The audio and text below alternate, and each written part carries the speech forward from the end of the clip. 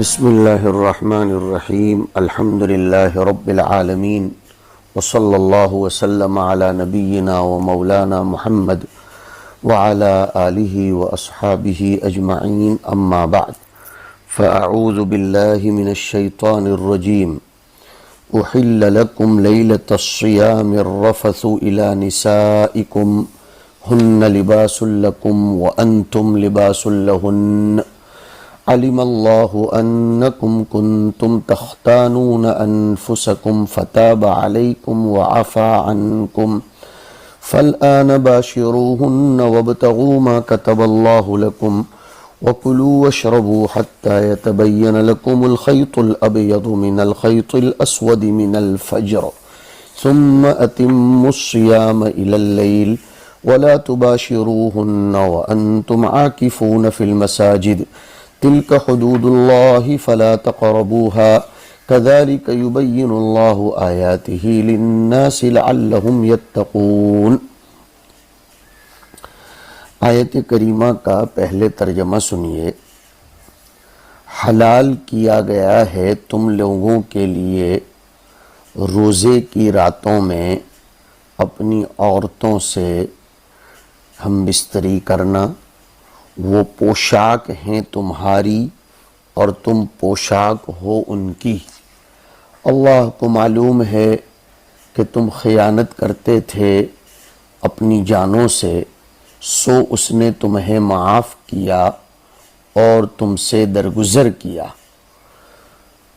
تو تم ملو اپنی عورتوں سے اور طلب کرو اس کو جو لکھ دیا ہے اللہ نے تمہارے لیے، اور کھاؤ اور پیو جب تک کہ صاف نظر آئے تم کو سفید صبح کی دھاری جدا ہو کر سیاہ دھاری سے، یعنی صبح صادق ہو جائے۔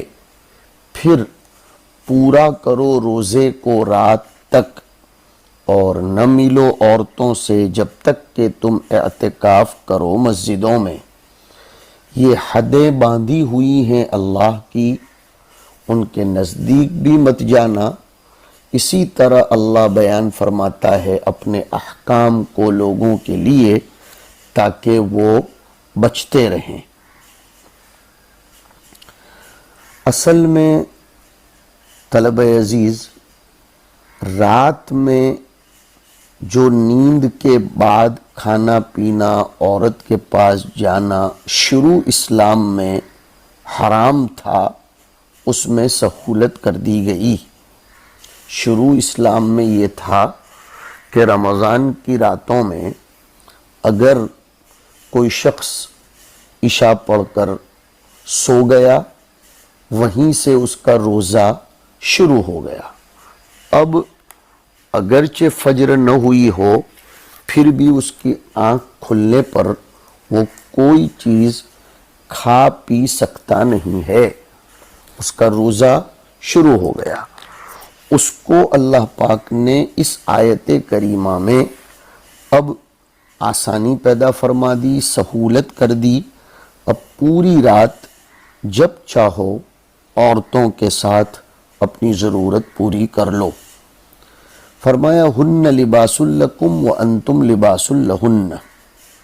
لباس اور پوشاک سے مقصد غایت اتصال اور اختلاط ہے، یعنی جس طرح بدن سے کپڑے لگے ہوئے رہتے ہیں، ملے ہوئے رہتے ہیں، اسی طرح مرد اور عورت آپس میں ملتے ہیں۔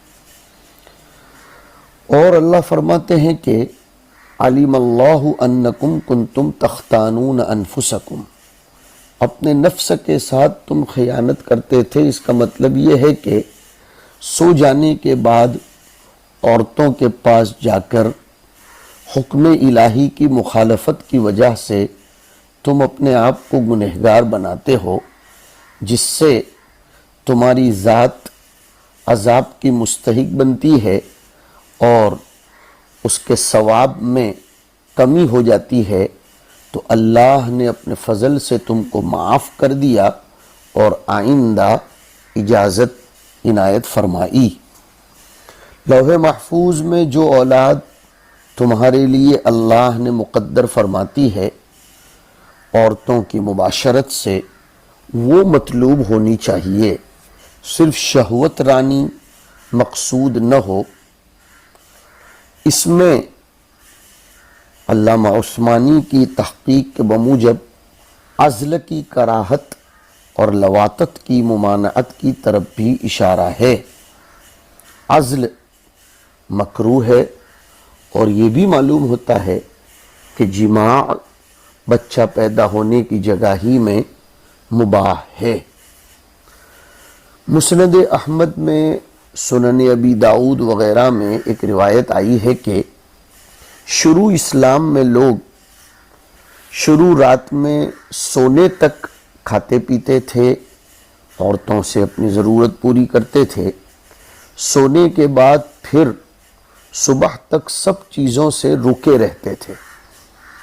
ایک مرتبہ ایسا ہوا کہ ایک انصاری شخص عشاء کی نماز پڑھے، کچھ کھائے پیے بغیر سوئے رہے۔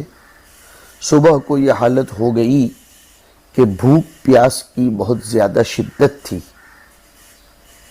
تو اللہ رب العزت نے شفقتاً و ترحماً اس آیت کریمہ کے ذریعے رخصت عنایت فرمائی۔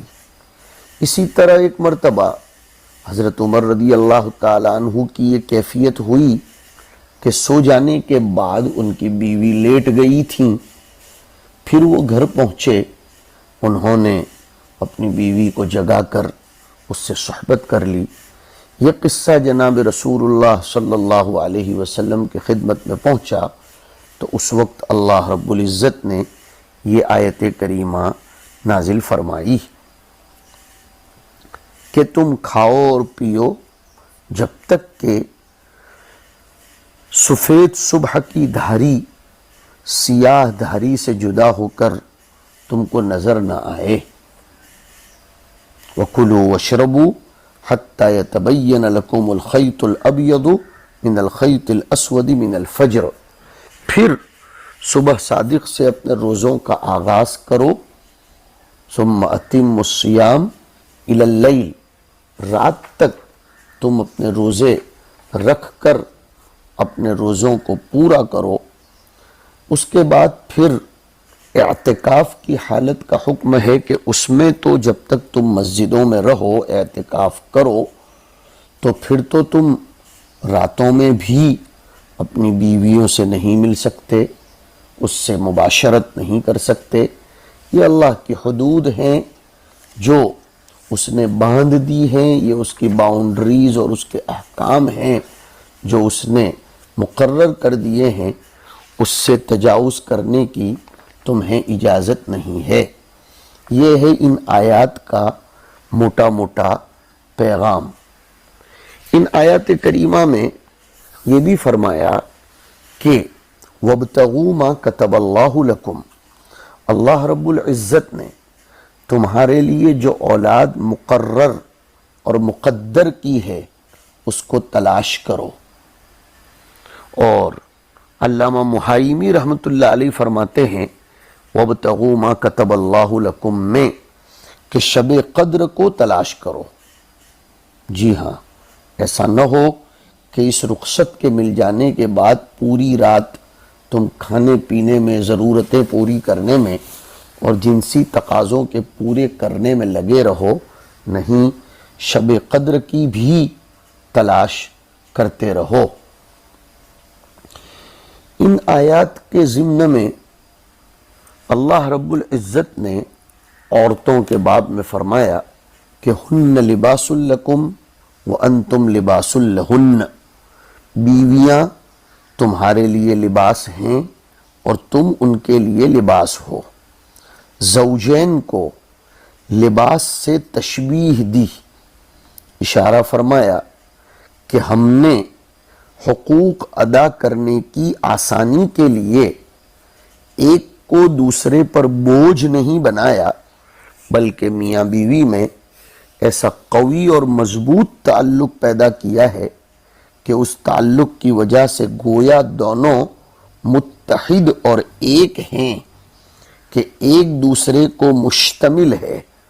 دوسرے لفظوں میں اردو میں ہم یہ تعبیر کریں گے کہ دو قالب ایک جان ہیں. اس تشبیہ میں اس طرف بھی اشارہ ہے، بہت زوردار بات سنیے، کہ جیسے لباس میں چھپانے کی کیفیت ہے کہ لباس لابس کو، پہننے والے کو چھپاتا ہے، اسی طرح عورت مرد کے لیے ساتر اور چھپانے والی ہے، اور مرد عورت کے لیے ساتر اور چھپانے والا ہے. یہ ستر کئی طرح سے ہے. ایک تو اس طرح کہ ہر ایک دوسرے کے عیوب کو چھپاتا ہے، اس لیے کہ نفس میں جو تقاضے پیدا ہوتے ہیں اگر ان کے پورا ہونے کے لیے ایک جگہ بھی تجویز نہ کی جائے تو پھر انسان ان تقاضوں کو ہر جگہ پورا کرتا پھرے گا، اور اس طرح اس کی بے حیائی کا عیب ظاہر ہو جائے گا. شریعت نے عورت کے ذریعے اس کی اس بے حیائی کے عیب کو چھپانے کے لیے مرد کو عورت اور عورت کو مرد عنایت فرمایا، اور نکاح کی سنت کو تجویز فرمایا کہ ایک جگہ پر اپنی شرم کو بالائے طاق رکھ کر اپنی ضرورت پوری کر لو، تاکہ دوسری جگہوں میں تمہاری حیا اور پاک دامنی، عزت اور عفت محفوظ رہے گی، اور پھر تمہاری طبیعتوں میں گناہوں کا شدید تقاضا بھی پیدا نہیں ہوگا، جوش کو سکون مل جائے گا. اس طرح معاملہ ایک دوسرے کی ستاری کا ہو جائے گا. تو لباس کے ساتھ تشبیہ میں اشارہ اس طرف ہوا کہ شوہر بیوی کا اور بیوی شوہر کی ساتر ہے، محافظ ہے، ایک دوسرے کی شرم و حیا کو محفوظ رکھتے اور بچاتے ہیں، جیسے کہ لباس اپنے پہننے والے کو محفوظ رکھتا اور بچاتا ہے. ہاں، شرط اتنی ہے کہ کوئی بچنا بھی چاہے، اور جو خود ہی بچنا نہ چاہے تو پھر تو محل بحث سے یہ خارج ہے. ایک بات یہ بھی ہے کہ جیسے بغیر کپڑوں کے انسان سے صبر نہیں ہو سکتا، اسی طرح بغیر نکاح کے مرد اور عورت کو بھی صبر نہیں ہو سکتا. کوئی تقاضائے نفس ہی کی وجہ سے نہیں، بلکہ اعانت وغیرہ میں عورت اپنے خاوند کی محتاج ہوتی ہے، اور خدمت و راحت رسانی میں مرد خاوند کی، مرد عورت کا محتاج بنتا ہے. تو دیکھیے ایک دوسرے کی ضرورت پڑتی ہے. ایک بات اور بھی ہے کہ جس طرح، بہت زوردار بات حضرت تھانوی رحمۃ اللہ علیہ نے لکھی، کہ جس طرح لباس زینت ہے، اسی طرح میاں بیوی ایک دوسرے کے لیے زینت ہیں. لباس زینت ہے، یہ تو خود قرآن کریم سے ثابت کہ یا بنی آدم خذوا زینتکم عند کل مسجد قل من حرم زینت اللہ التی اخرج لعبادہ یا بنی آدم قد انزلنا علیکم لباسا یواری سوآتکم وریشا. ان سب میں زینت سے مراد اور ریشن سے مراد لباس ہے، زینت ہے.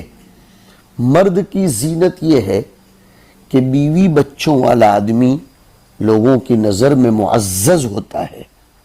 وہ اگر کسی سے قرض وغیرہ مانگے تو اس کو قرض بھی مل جاتا ہے، کیونکہ سب جانتے ہیں کہ وہ صرف اکیلا نہیں ہے بلکہ آگے پیچھے اور بھی تو لوگ ہیں.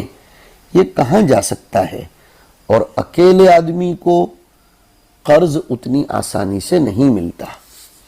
قرآن کریم میں غور کیجئے، ہن لباس لکم وانتم لباس لہن میں جو لفظ لباس آیا ہے، لباس کا لفظ قرآن کریم میں عذاب کے لیے اور نقصان کے لیے استعمال نہیں ہوا، سوائے ایک آیت میں فَأَذَاقَهَا اللَّهُ لِبَاسَ الْجُوعِ وَالْخَوْفِ بِمَا كَانُوا يَصْنَعُونَ،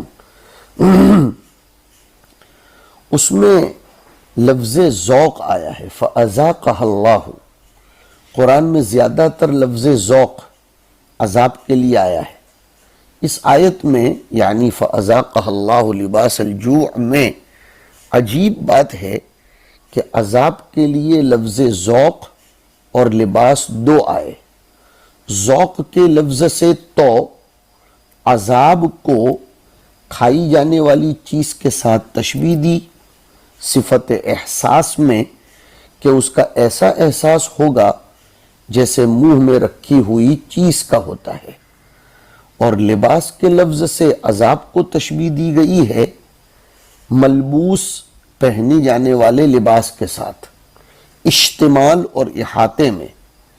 بہرحال عورتوں کو لباس کہنے میں اس طرف بھی اشارہ ہو سکتا ہے کہ عورتوں میں نقصان پہنچانے کی اگر شان اور حالت ہے بھی تو بہت کم اور قلیل ہے۔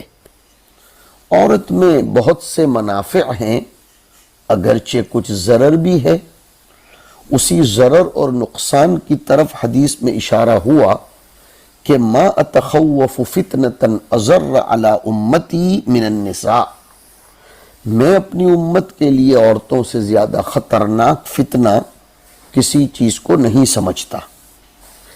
ایک بات اور بھی سنیے کہ عورتوں کو لباس کے ساتھ تشبیہ دینے میں اور بھی ایک بات ہے، وہ یہ کہ لباس تابع ہوتا ہے۔ پتہ چلا کہ عورتیں مردوں کی تابع ہے۔ پھر قرآن کریم کی تعبیر میں غور کریں تو ہن لباس لکم میں عورتوں کی لباسیت کو مقدم کیا گیا، پتہ چلا کہ تابعیت میں عورتیں مقدم ہیں۔ ایک سوال ہو سکتا ہے کہ آگے تو مردوں کو بھی عورتوں کا لباس کہا گیا، تو کیا وہ بھی عورتوں کے تابع ہے؟ جواب یہ ہے کہ ہاں، ایک درجے میں مرد بھی عورت کے تابع ہیں، لیکن ان کی تابعیت مؤخر ہے، متبوعیت مقدم ہے، اور عورتوں کی تابعیت مقدم ہے، متبوعیت مؤخر ہے۔ مطلب یہ ہے طلبہ کہ عورتیں فطرتاً اور قانوناً مردوں کے تابع ہیں، اور مرد محبتاً و میلاناً عورتوں کے تابع ہو جاتے ہیں۔ یہ تابعیت محبت کی بقا تک ہے، اور محبت کا بقا پردے کی بقا تک ہے۔ اسی طرح اس آیت کریمہ میں اللہ رب العزت آگے جو بیان فرماتے ہیں کہ وَلَا تُبَاشِرُوهُنَّ وَأَنْتُمْ عَاكِفُونَ فِي الْمَسَاجِدِ، ان بیویوں سے، ان کے بدن سے اپنا بدن بھی مت ملنے دو اس دور میں جبکہ تم لوگ اعتکاف والے ہو مسجدوں میں۔ یہ اللہ کے ضابطے ہیں، ان سے نکلنے کے قریب بھی مت ہونا۔ لا تباشرو بشرتن سے مشتق ہے، لہذا ہاتھ لگانا بھی جائز نہیں، اس لیے کہ دواعی وطی، یہ وطی کے حکم میں ہے، اسی لیے قریب جانے کو بھی منع کیا۔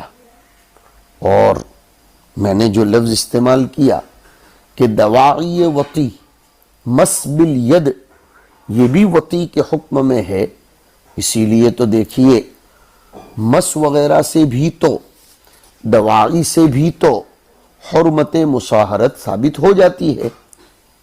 اور کس خوبصورتی سے اعتدال کیا ہے، یعنی ہونا تو یہ چاہیے کہ مباشرت تو جائز ہوتی اور اکل و شرب ناجائز ہوتا، بات یہ ہے کہ ہر ایک میں دو حیثیتیں ہیں، حاجت کی اور لذت کی۔ فرق اتنا ہے کہ عادتاً کھانے پینے میں تو حاجت غالب ہے، لذت مغلوب ہے، اور مباشرت میں لذت غالب ہے اور حاجت مغلوب۔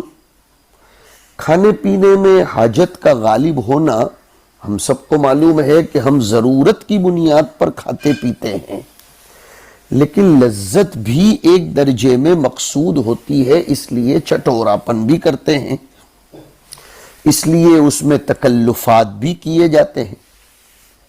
اور بیوی کے پاس جانا، اس میں عادتاً ضرورت مغلوب ہوتی ہے، لذت غالب ہوتی ہے۔ احل لکم لیلۃ الصیام الرفث الی نسائکم۔ بعض لوگوں کو یہ گمان ہوا کہ قرآن شریف کی اس آیت اور پہلی آیت میں کوئی ربط نہیں ہے، اس لیے کہ اوپر کی آیت میں تو روزے کے احکام بیان ہوئے، اور اس آیت میں آگے اللہ تعالیٰ فرماتے ہیں کہ وَلَا تَأْكُلُوا أَمْوَالَكُمْ بَيْنَكُمْ بِالْبَاطِلِ، تو روزے کا بیان اور حرام مال سے بچنے کا بیان تو آپس میں بڑا جوڑ ہے۔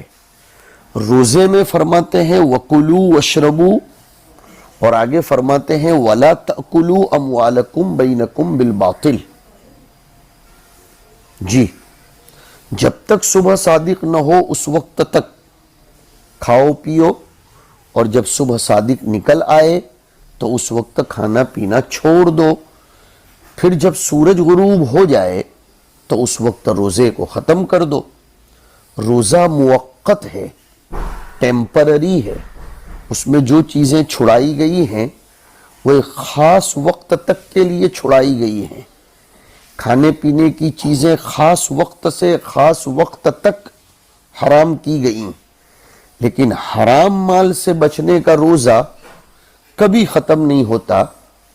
سمجھو ایک روزے کے ساتھ دوسرا روزے کا ذکر فرمایا، ایک روزے کے ساتھ دوسرے روزے کا ذکر ہے آگے کی آیت میں وَلَا تَأْكُلُوا أَمْوَالَكُمْ بَيْنَكُمْ بِالْبَاطِلِ میں۔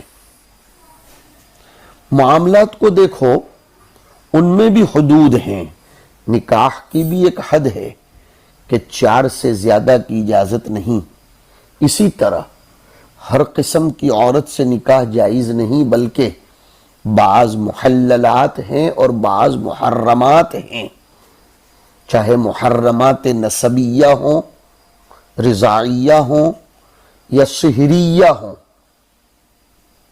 بیع و شراء کی بھی حدود ہیں، بعض شکلیں ربا ہیں، بعض شکلیں بیوع فاسدہ ہیں، اور بعض شکلیں بیوع باطلہ ہیں۔ اللہ تعالیٰ نے قرآن مجید میں جا بجا احکام کو ذکر فرما کر اکثر موقعوں پر تلک حدود اللہ بیان فرمایا۔ پتہ چلا کہ تمام احکام شرعیہ حدود ہیں۔ تلک حدود اللہ فلا تقربوها، طلاق کے مسائل بیان کرنے کے بعد فرمایا تلک حدود اللہ فلا تعتدوها۔ اور بھی ایک چیز سمجھو، پوری شریعت میں حدود ہی حدود ہیں۔ شریعت کے قوانین کو مہمل سمجھنا بہت بڑی غلطی ہے۔ جیسے باؤنڈری کو کراس کرنے کے لیے ویزا چاہیے، پاسپورٹ چاہیے، شریعت کے قوانین سے نکلنے کے لیے شریعت کی اجازت اور اس کی طرف سے پاسپورٹ ہونا ضروری ہے۔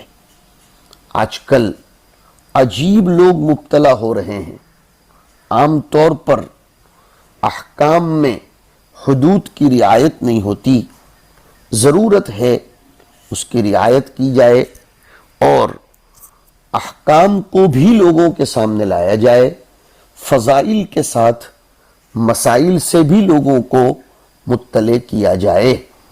تلک حدود اللہ میں جو بات ہے طلبہ سمجھ سکتے ہیں۔ اللہ نے طلاق کے بعد بھی حدود اللہ اور روزے کے احکام کے بعد بھی حدود اللہ کا لفظ فرمایا ہے، اس کو خوب توجہ سے سمجھنے کی ضرورت ہے، اور اس میں اللہ رب العزت کی جو قدرت اور حکمت کی طرف اشارہ ہے اس کو بھی سمجھیے۔ اب ذرا کتاب میں دیکھیے، احل لکم لیلۃ الصیام الرفث، الرفث بمعنی الافضاء کنایا ہے۔ اصل میں رفث کہتے ہیں ایسی بات کو جس کا تذکرہ عموماً قبیح ہو اور جماع کے وقت وہ کی جاتی ہو، یہاں رفث بولا گیا اور اس سے برسبیل کنایا افضاء بمعنی مباشرت اور وقاع مراد لیا گیا۔ الی نسائکم بالجماع نزل نسخا لما كان في صدر الاسلام من تحریمی ہی ای من تحریم الجماع و تحریم الاکل والشرب بعد العشاء۔ بتلایا میں نے کہ یہ آیت کریمہ نازل ہوئی شروع اسلام میں عشاء ہوتے ہی کھانا پینا اور بیوی سے مباشرت کرنا جو حرام تھا اس کو منسوخ کرنے کے لیے یہ آیت کریمہ نازل ہوئی۔ ہن لباس لکم وانتم لباس لہن کنایۃ عن تعانقہما۔ مصنف فرماتے ہیں کہ لباس بول کر کنایا کیا گیا کہ زوجین کو ایک دوسرے کو تشبیہ دی گئی لباس سے، اس لیے کہ لباس جیسے مشتمل ہوتا ہے لابس کو، ویسے یہ دونوں ایک دوسرے کو مشتمل ہوتے ہیں، متعانق ہوتے ہیں، ایک دوسرے کو مشتمل اور ملابس ہوتے ہیں فراش اور لحاف کی طرح۔ مطلب یہ تمثیل ہے کہ ان سے اجتناب ممکن نہیں، ان سے شدت ملابست ہے، یا پھر کہہ رہے ہیں کنایۃ عن احتیاج کل منہما الی صاحبہ، وجہ تشبیہ کہ دونوں کو ایک دوسرے کی ضرورت ہے، جیسے لابس کو لباس کی اور لباس کو لابس کی۔ علم اللہ انکم کنتم تختانون بمعنی تخونون انفسکم بالجماع۔ یہاں خیانت کا مطلب خیانت فی المال یا خیانت فی ای شیء آخر نہیں ہے، خاص خیانت ہے کہ بالجماعی لیلۃ الصیام۔ اس کے شان نزول کی طرف اشارہ کیا، وقع ذلک لعمر وغیرہ، حضرت عمر وغیرہ کے ساتھ یہ معاملہ پیش آیا تھا۔ واعتذروا الى النبی صلی اللہ علیہ وسلم فتاب علیکم ای قبیل توبتکم وعفا عنکم فالآن، الآن مطلب اذا احل لکم، جب تمہارے لیے حلال کر دیا گیا تو باشروہن ای جامعوہن، وابتغوا بمعنی اطلبوا ما کتب اللہ لکم، ما کتب اللہ ای ما اباحہ من الجماع، ما کتب اللہ علیکم نہیں ہے، لہذا کتب کو فرض کے معنی میں نہ لیا جائے۔ ما کتب اللہ لکم، وہاں تو آیا تھا کتب علیکم القصاص، کتب علیکم الصیام، یہاں ہے کتب اللہ لکم، اس لیے کتب کی تفسیر اباحہ سے کی اور ما کا بیان من الجماع، یا کتب کی تفسیر فرمائی قدرہ من الولد، اللہ نے جو اولاد مقدر کی، اور میں نے ایک تیسری تفسیر کی تھی کہ ما کتب اللہ لکم ای ما قدرہ لکم من لیلۃ القدر فلا یشغلکم المباشرۃ من طلب لیلۃ القدر وکلوا واشربوا، رات کا وقت بالطبع ترک لذات و شہوات کا وقت ہے، لہذا عبادت عادت سے جدا کرنے کے لیے اور حکم شرع یہ طبیعت کے تقاضے سے ممتاز ہو جائے، اس لیے فرمایا کھاتے پیتے رہو اللیل کلہ، مکمل رات، حتی،